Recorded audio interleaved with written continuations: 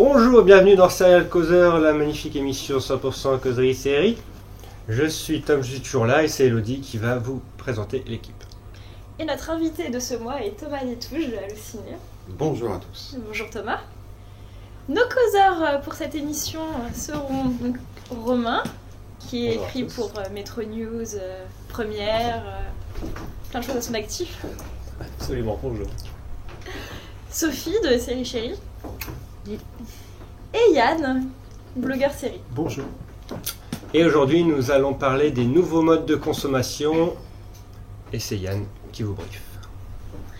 Alors, les derniers Golden Globes ont couronné Transparente d'Amazon, première série diffusée en streaming à y remporter ainsi un prix majeur. Avec Netflix, les services vidéo à la demande, par abonnement, on le vend en poupe. Par conséquent, y a-t-il encore une place pour les acteurs proposant l'achat d'épisodes à l'unité ? Alors qu'ils sont désormais bien installés en France, Canal Play et Netflix sont-ils à même de faire reculer le piratage ? Ce dernier est-il trop ancré dans les habitudes et les chaînes françaises font-elles tout ce qu'il faut pour l'enrayer ? C'est exactement ce qu'il attendait. En fait, c'est ce qu'on attendait tous. Un vaste programme. Vaste programme. Alors Thomas. Ah. La réponse est non. J'ai pas eu les questions. On commence un peu par l'actualité, un peu, je dirais pas brûlante, mais la dernière actualité c'est Netflix, c'est son arrivée en France. Ouais. Est-ce que pour toi c'était une révolution ou est-ce que c'est finalement juste un service Non, en ça, plus ? Netflix a jamais été l'arrivée de Netflix a jamais été une révolution. Je pense qu'il y a eu une grosse part de fantasme autour de Netflix, justifié ou pas. Ensuite, c'est à chacun de juger, hein, ceux qui peuvent avoir accès à Netflix. C'est un acteur de plus dans l'univers de la SVOD, de la VOD par abonnement. Canal Play existait déjà. Canal Play a riposté peut-être en proposant un meilleur catalogue ou en mettant plus en avant. Enfin, voilà. Ensuite, il y a plein d'offres de SVOD qui se sont mises en place, soit en amont, soit après l'arrivée de Netflix. C'est bien, ça crée de l'émulation. Et quand il y a de l'émulation dans ce type de marché, ça profite. Est-ce que vous trouvez que ça a changé quelque chose dans le mode de consommation des séries ? Netflix, Canal Play et tous ces nouveaux moyens de... Je pense pas, parce que tous ces acteurs étant bloqués par la chronologie des médias, c'est-à-dire ne pouvant diffuser qu'un certain type de programme, les catalogues sont toujours décevants. Je pense que c'est un peu ce qui arrive. Enfin, ce qui s'est passé quand Netflix est arrivé, c'est que beaucoup de gens se sont rués sur Netflix pensant que tout serait disponible, voilà, et je pense qu'il y a eu une énorme déception de voir le catalogue de Netflix. Netflix, en fait, encore une fois, c'est pas une révolution, mais c'est un service qui est plutôt, moi je trouve plutôt bien foutu. La profondeur de catalogue peut être décevante pour certains, satisfaisante pour d'autres. Moi je me balade souvent dans Netflix et je découvre, je redécouvre, ça me redonne envie de voir des trucs. Avoir l'intégralité de House, ce qui est le cas maintenant sur Netflix, ça ne me concerne pas, mais je suis sûr que ma maman serait très contente de voir House. Ouais, donc voilà, mais... Moi, ce que j'aime bien, c'est En fait, j'avais pas trop expérimenté le binge-watching jusqu'ici. Et en fait, on comprend vraiment ce que c'est avec Netflix. Il y a le concept du votre épisode suivant démarre dans... Il y a aussi un super truc, c'est reprendre sa lecture et dire tu t'es arrêté à l'épisode 7. Ouais. C'est un petit détail, mais pour l'usage, c'est formidable. Ouais. Par exemple, moi je fais du repassage en regardant Un village français. Et c'est génial. Je m'arrête en plein milieu de l'épisode et quand je repasse la fois suivante, je reprends Un village français exactement où j'en étais arrêté. Et voilà, il y a un usage qui est vraiment pensé. Et ça pousse à la surconsommation de séries.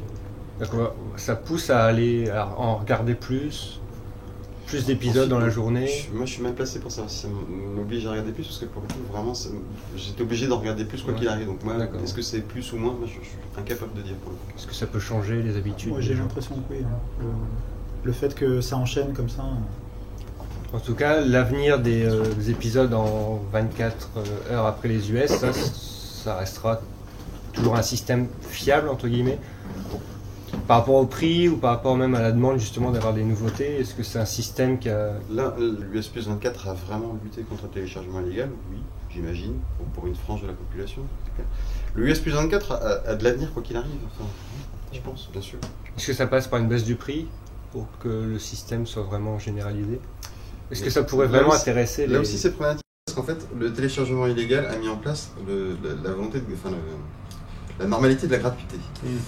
on estime normal d'avoir un contenu gratuitement. Non, un contenu ne peut pas être gratuit, c'est pas vrai. Donc, est-ce que ça passe par une baisse de prix? Si tu demandes à n'importe qui, tu préférerais payer ton pain 3 € ou 50 centimes, je suis pas sûr que tout le monde va dire 50 centimes. C'est pareil, tout le monde est pour une baisse de prix.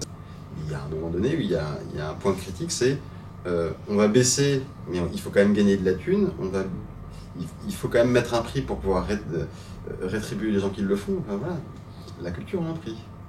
Je pense pas qu'il y ait que le téléchargement illégal qui fasse aussi que les gens sont habitués à regarder le programme gratuitement. Il y a aussi tout ce qui a été mis en place sur la télé, par exemple la catch-up, les programmes disponibles en plus 7, mais aussi sur Canal. Et ce qu'ils font, c'est ils ont un programme de rattrapage où tous leurs programmes du mois ou des 3 mois sont disponibles gratuitement pour les abonnés Canal à revoir, par exemple. Sauf que là, tu es déjà dans un système d'abonnement, donc tu as déjà payé en fait. Moi, je suis pas abonné à Canal, donc j'ai pas accès à la catch-up de Canal. C'est vrai, mais Il y a déjà. France 2 qui le fait, par exemple. Avec, Oui, mais là, on je sais est pas si dans un système de rattrapage en fait. Oui. C'est là, tu es dans l'après. Enfin voilà. Ça peut aussi, je peux regarder où que je sois sur plein de plateformes différentes, je peux regarder des programmes gratuits. C'est vrai que sans avoir l'idée que ce soit du rattrapage, par exemple. C'est ça, maintenant il n'y a plus le désir de proposer à une heure H le programme pour le public, maintenant c'est à disposition quand tu veux. C'est autre chose, Hermès, ça a décorrélé de la gratuité. La gratuité, c'est vraiment, encore une fois, j'ai envie de voir ça, point. J'ai envie de le voir gratuit, point. Ça, c'est un nouveau mode de consommation dans le sens où mon père, par exemple, était déjà dans ce mode-là. Il refusait qu'on lui impose d'être à 20h50 devant TF1 pour voir Mentaliste. Il refusait ça.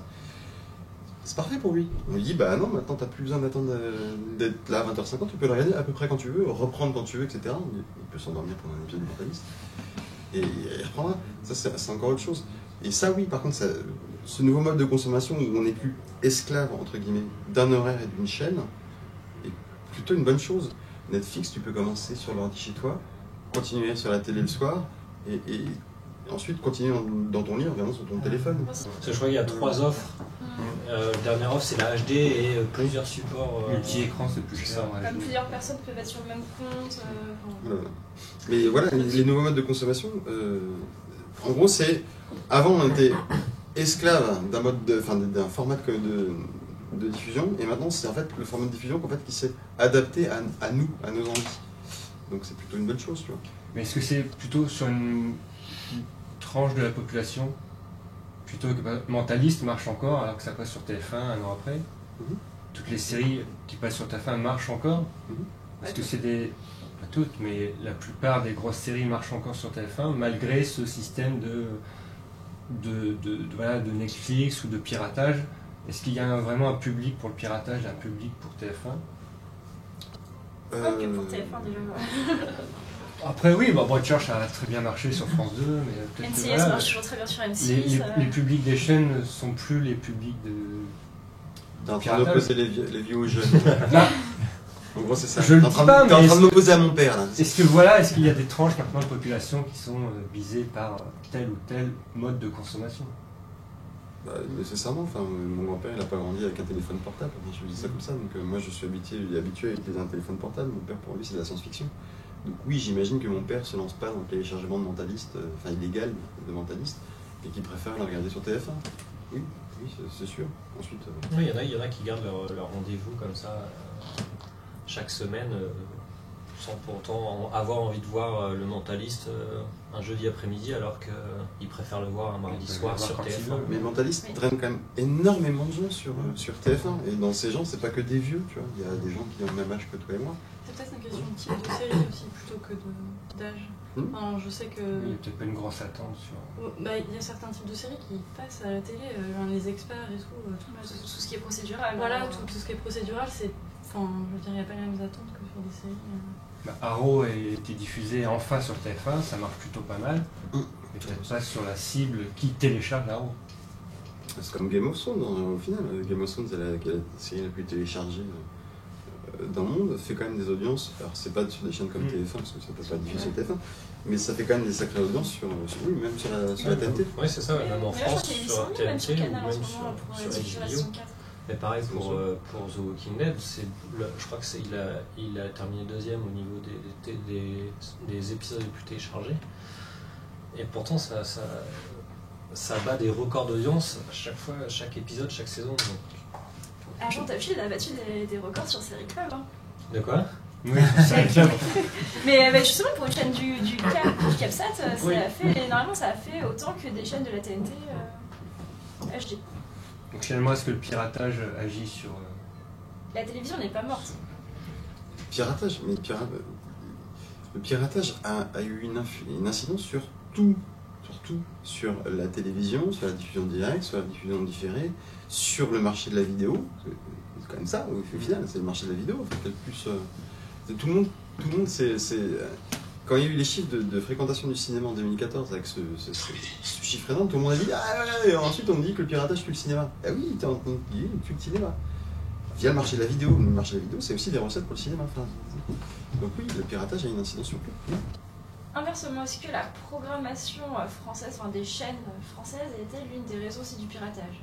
Je m'explique, c'est-à-dire, par exemple, déjà d'attendre un certain temps avant de le diffuser sur les chaînes françaises. Ensuite, les diffusions du style des épisodes dans le désordre. On ne citera aucune chaîne. Mais... Ou alors d'autres qui, au contraire, vont diffuser tout dans l'ordre, mais ils vont diffuser 5 épisodes à la suite, qui tue un peu la série. Ou au contraire, diffuser un épisode, et puis la semaine d'après, on va pas diffuser cette série alors que c'était au milieu de la saison. C'est simplement dire, oui, mais c'est les chaînes qui programment mal ou qui programment trop tard, ça aurait été réglé depuis bien longtemps. Ils auraient contourné des problèmes. Encore une fois, le téléchargement illégal, et je ne suis pas en train de... Je vais me faire taper dans les forums. Je ne suis pas en train d'accuser les pirates de quoi que ce soit, vraiment pas. Il y a une culture, et je leur dis, il y a une culture de l'instantané et de la gratuité qui, a pris racine en France, et comme dans tous les pays.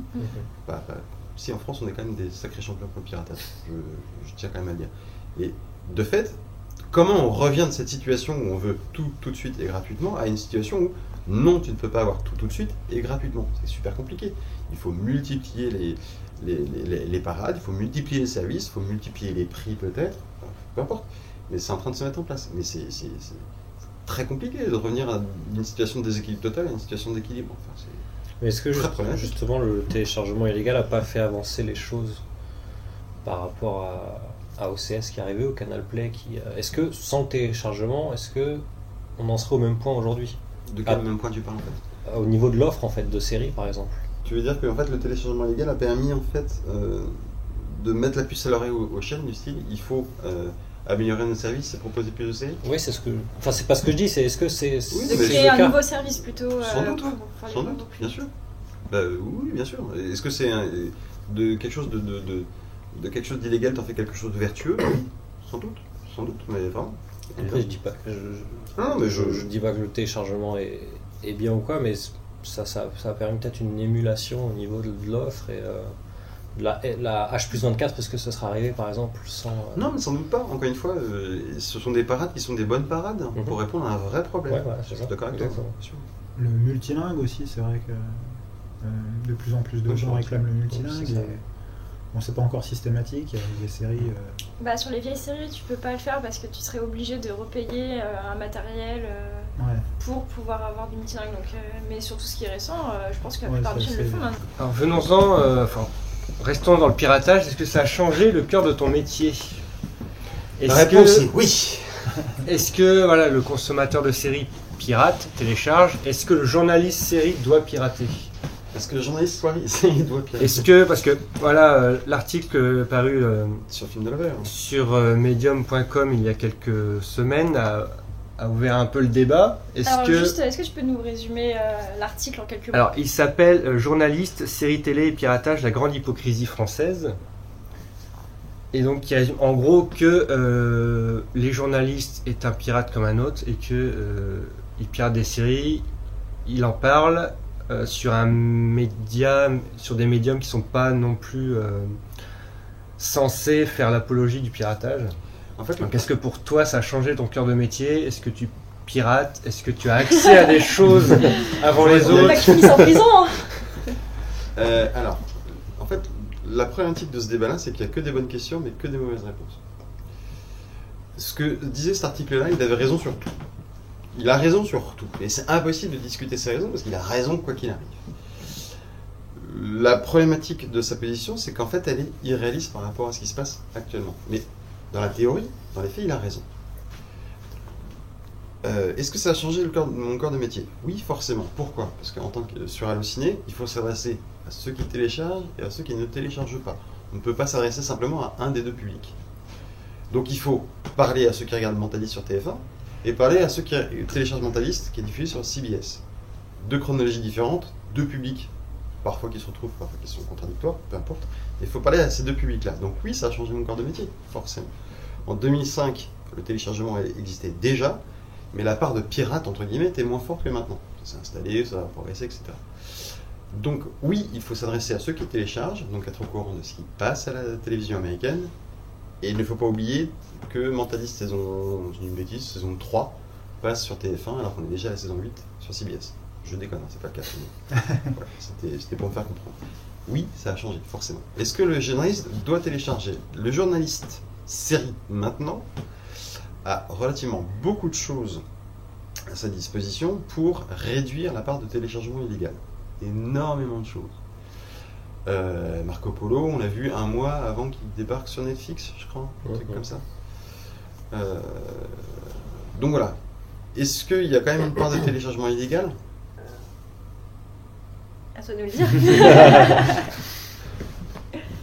Man Seeking Woman, je ne l'ai pas vu par des biais légaux. C'est clair. Voilà. Je fais mon mea culpa.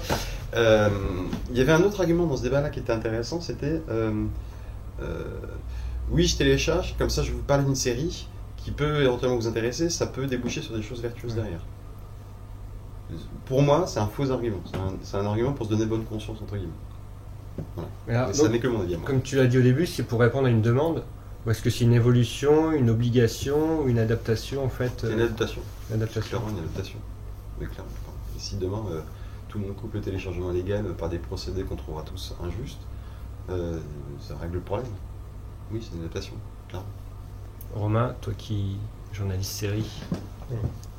Non mais je suis d'accord par rapport au fait que le journaliste série aujourd'hui a plus de moyens. Il parlait de Marco Polo, il y a aussi OCS qui envoie les DVD ou les épisodes Togetherness par exemple qui vont envoyer à certains journalistes pour découvrir et faire leur papier avant que la série arrive sur OCS 24 heures après les US.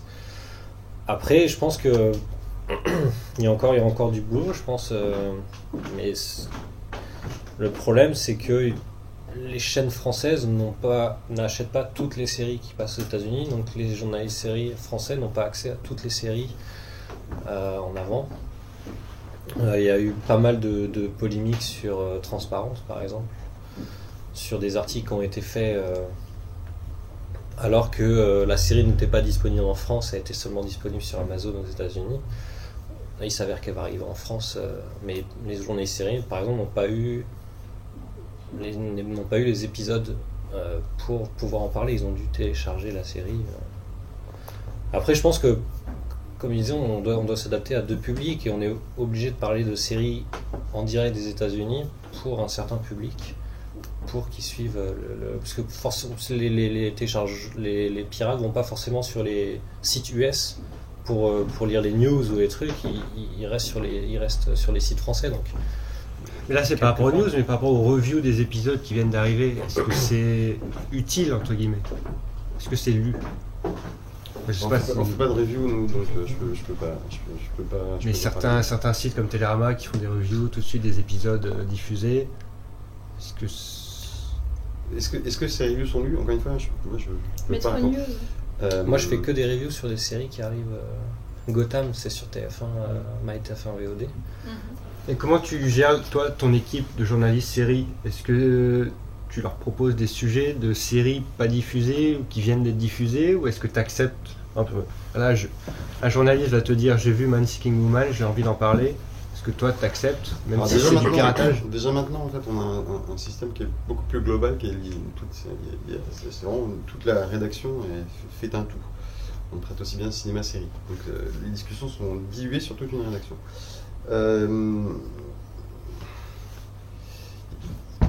comment on choisit de faire un sujet, c'est plein de raisons différentes. Oui, ça peut être un journaliste qui fait oh, j'ai vu Adolf Hitler, c'est super, on va faire un sujet sur Adolf Hitler. On fera un sujet là-dessus. Adolf Hitler dans les séries. Adolf Hitler dans les séries. Ça peut être ça. Ça peut être aussi, on sait que potentiellement ça correspond au public qui va sur Halo. On a des systèmes de mesure comme n'importe quel site, on sait quelle est la proportion de femmes, d'hommes, etc. Voilà, quelle est à peu près la frange de population. Tous ces machins, on peut le faire. On est le Netflix des sites internet. Ça peut être la popularité, enfin, c'est plein de choses. Enfin, c'est comme Transparente.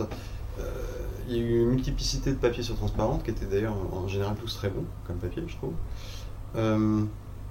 C'était le sujet, c'était la plateforme, le sujet qui était intéressant, c'était la plateforme qui diffusait, une nouvelle plateforme qui s'imposait, Amazon. C'était aussi parce qu'un journaliste qui l'avait vu, qui trouvait que c'était formidable, donc ça a fait machin, plein de choses. Il y a autant de raisons de faire un papier sur une série que de séries. On va dire ça comme ça. Je réponds pas à ta question, mais en même temps c'est trop schématique en fait comme question pour répondre de manière simple. Par rapport à Amazon, tu fais le papier sur Transparente, je sais pas quand ils sont sortis les papiers, mais on va dire octobre-novembre. C'est dans l'air du temps. Tu fais ça en mars, avril, t'es déjà en retard par rapport au sujet, je pense. Enfin, Transparente a gagné un Golden Globes, 2 même.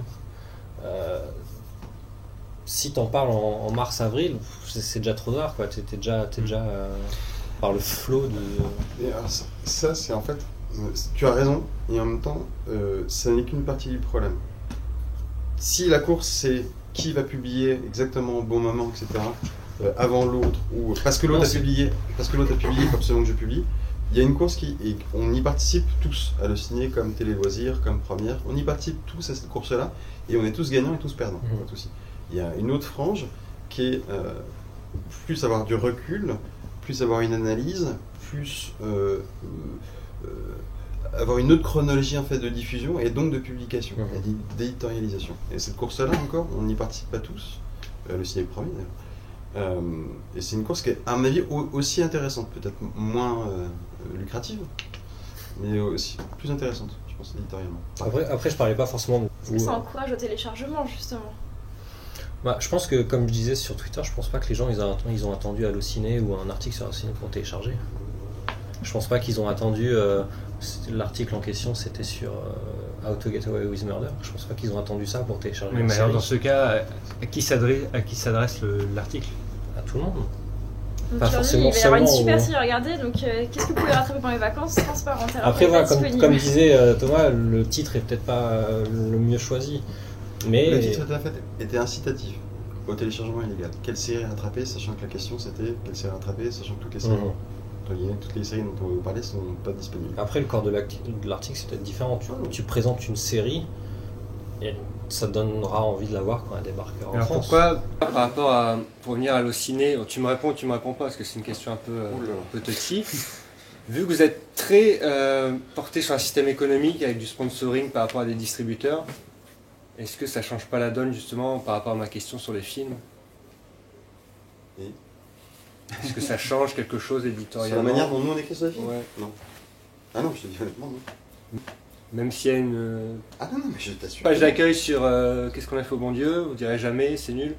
Ils vont pas mettre seulement des critiques positives. S'ils ont par exemple pour qu'est-ce qu'on a fait au bon Dieu, ils vont pas mettre seulement des critiques positives parce que il y a la pub qu'est-ce qu'on a fait au bon Dieu. Ils vont mettre des critiques positives, des critiques moyennes et des critiques négatives. Imagine, il y a un débat sur on trouve le film par exemple raciste, on trouve le film mauvais. Ça, Allociné ne va pas en parler parce qu'ils sont parfois, sponsorisés. ça nous arrive de faire des articles sur des polémiques autour de films. Si, il n'y a pas de souci. Même si vous êtes sponsorisé par ce film-là. Mais on n'est pas sponsorisé. Oui, enfin, c'est un mauvais terme. Mais un non, espace je vendu comprends. de. Je peux comprendre. Est-ce que finalement c'est irrémédiable, on ne pourra rien changer au fait de parler de séries qui ne sont pas diffusées? Est-ce que si un jour il y a quelqu'un qui dit voilà, on ne parlera plus jamais de séries piratées? Je vais prendre un autre exemple, et là c'est à nouveau un quart de vieux qui sort. Les westerns de John Ford ont été popularisés en France par les gens de la Nouvelle Vague. Quand John Ford était soit inconnu, soit attaqué parce que c'est un art mineur le western, etc. Et il a été popularisé par des gens qui ont vu ce film-là, qui était vu par personne. Donc ça a donné quelque chose de positif, de vertueux. Le fait de voir quelque chose qui était invisible et de le populariser et donc de l'imposer à un public.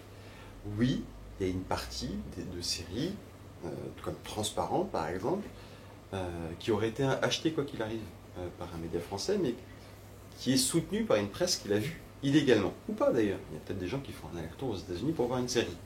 C'est possible. Le fameux cousin américain qui envoie la cassette. Ou l'oncle, ou qui s'appelle VPN, tu vois. Voilà. On a tous le même cousin. On a tous un oncle VPN. Non, d'ailleurs pas moi. Donc, en fait, toutes les questions qui étaient posées par l'article qui a fait polémique étaient justes. Toutes les réponses qui sont apportées sont à la fois extrêmement mauvaises et toutes justifiées. Oui, je suis content que la presse française défende Transparente, même si elle n'a pas été diffusée en France. Je pense que ça a joué un rôle, oui. Est-ce que c'est mal de télécharger? Bah oui. Bah oui. Donc est-ce que c'est de l'hypocrisie finalement? Il y a de l'hypocrisie. Ça ne devrait pas y avoir, hein, cette série n'est pas disponible. En fait, il faudrait qu'à chaque fois qu'on fasse un article sur une série qui n'est pas diffusée en France, il dit oui, je l'ai téléchargé illégalement, ça, avec un tampon. Pour enlever toute hypocrisie, la réponse est non. Enfin, c'est débile de faire un truc pareil. Oui, c'est absolument débile. Est-ce que les réponses qui sont apportées par les médias, les diffuseurs, quels qu'ils soient, sont bonnes? Oui, elles sont bonnes ici.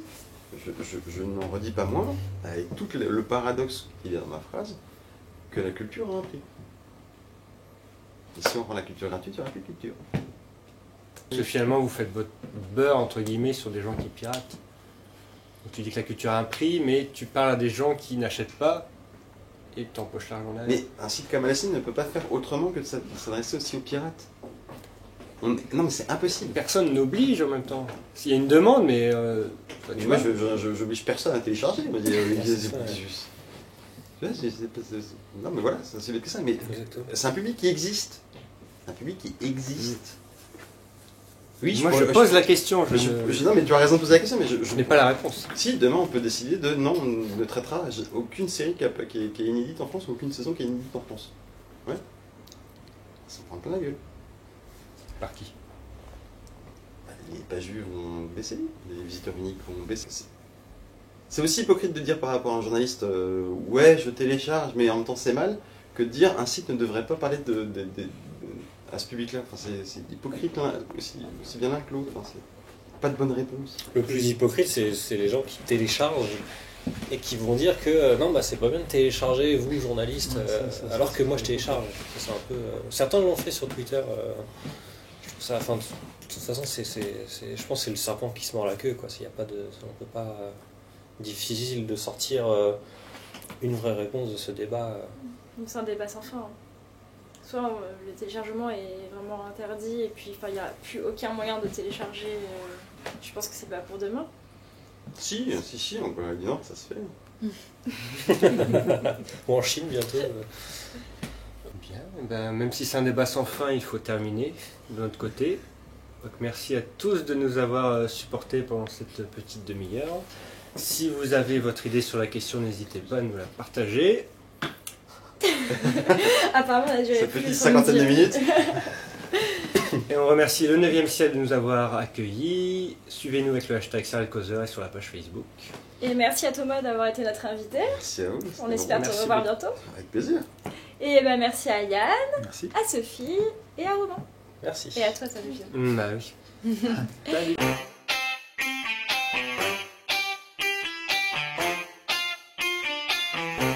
Bah oui. Salut. Donc là on est mardi, c'est ça? C'est toi qui commence.